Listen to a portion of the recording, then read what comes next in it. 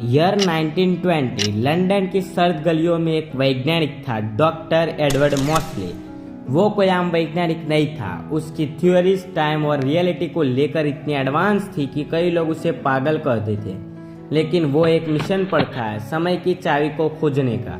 Doctor Mauchly का मानना था कि समय सिर्फ एक सीधी रेखा नहीं बल्कि एक दरवाजा है, और अगर सही की मिल जाए तो इंसान अतीत और भविष्य दोनों में प्रवेश कर सकता है।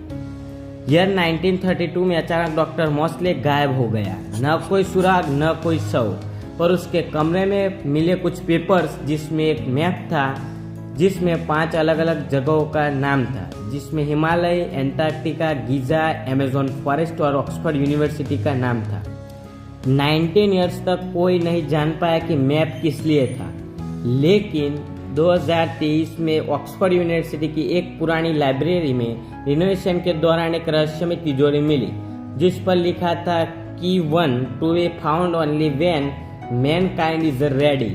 तिजोरी के अंदर था एक अजीब सा धातु का टुकड़ा जो किसी मशीन का हिस्सा था, और साथ में डॉक्टर मॉसले की वही हस्तलिपि जिसमें लिखा था कि अगर तुम ये पढ़ रहे हो तो समझो पहला किस्सा मिल चुका है, बाकी 4 दुनिया के सबसे छुपे कोनों में है। पर याद रखो कि ये सिर्फ खोज नहीं बल्कि एक परीक्षा है। अब सवाल यह है कि क्या डॉक्टर मॉसले को वाकई समय की चाबी बना ली थी?